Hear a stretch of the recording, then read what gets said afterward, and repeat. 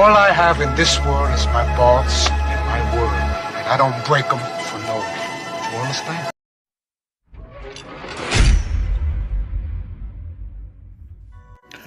What up, YouTube? Bits here, Heavy Bad Boxing TV. Man, get your goof ass in here. Hit the bag. Hit that like button for your boy.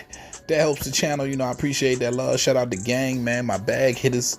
Y'all know the count. Special thanks to my guy, John out the Bronx, the newest member. Not just subscriber, but the newest member of the Heavy Bag family. I truly appreciate you, Big John out there in the BX.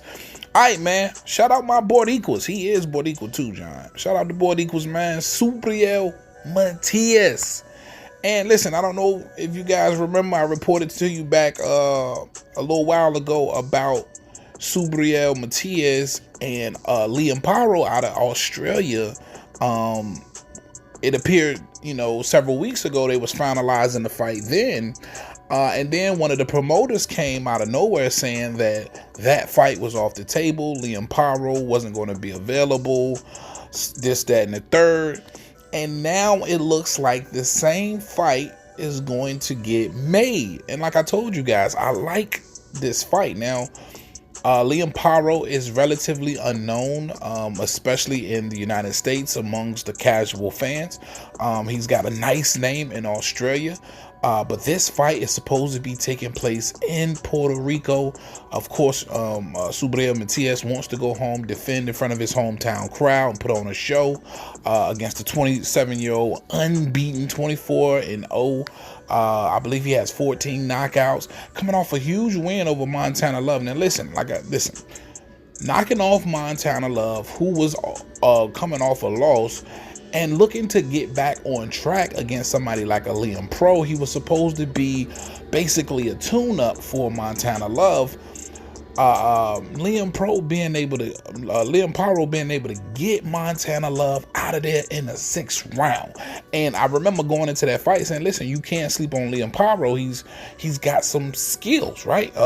He's got some footwork. You want to see, if you want to see for the fans who actually wants to see Subriel Matias style versus somebody with some decent footwork, Paro does have that. You're going to get a fight where Subriel Matias is going to have to cut off the ring and practice and work on that aspect of his game, hunting Paro down. It's going to be one of those fights, in my opinion.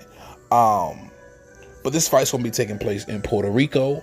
Now, it would make more sense for this fight, to take place in America or in Australia. That way, Subriel could continue to kind of build his fan base. But I know all of the board equals out, especially out there in Puerto Rico, want to see their fighter fight at home in front of a big crowd. They just had that Amanda Serrano, Jake Paul card out there. And that was a great showing. And now to get Subriel Matias, I know if he could have been on that card, that would have been crazy. But to get him headlining something back in Puerto Rico, that's going to be crazy. But I like this matchup. I think it's a lot of things Subriel Matias can sharpen up in this fight. He's going to have to be careful because Paro's a little slick, so he could be susceptible to taking a lot of shots. I would love to see Subriel work on his defense. I would like to see him not get hit as much. A lot of people would love to see the rematch with Ergashov. They was trying to say that he was hurting that fight or prior to that fight. And he was doing really well versus Subriel Matias early on in that fight. And then 4th round, Matias kicked it in and had him out of there in the 5th. I wouldn't have been mad at an Ergashov rematch. But Liam Paro, another undefeated fighter, willing to step in there with Subriel Matias. I'm excited for that one. But it looks like they're going to get this deal done this time around. They are finalizing everything for, of course, this IBF title showdown. And it looks like they're going to be targeting the June 15th date. Of course, like I said, in Puerto Rico on DAZN.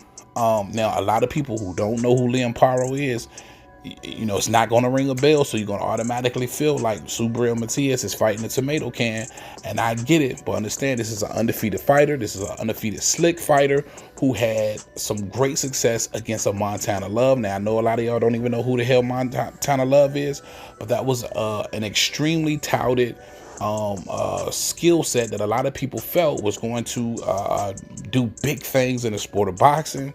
I don't know if it was just a bad night or Liam Paro is just that good. Again, he was able to get the 6th round knockout over Montana Love, who had, of course, a big buzz around his name. Making short work out of Montana Love was a huge statement and by far the biggest career win for Liam Paro. And now he's got the guts.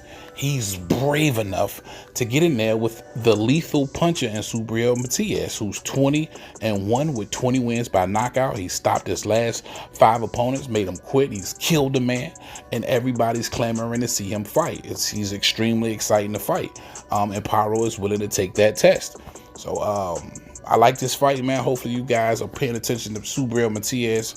Yes, I'm on the train. I'm hyped up. I want to continue to see him fight. Again, he's just got a fun style. He's got a fan-friendly style, and definitely want to continue to see him fight and see how, you know, he evolves his game and get prepared for the upper echelon of 140, the 140-pound division. All right, that's all I got for y'all on this one, man. Big T.O. heavy bag. You know I got with me, man. Roger, talk to him. Most motherfuckers don't know shit about boxing.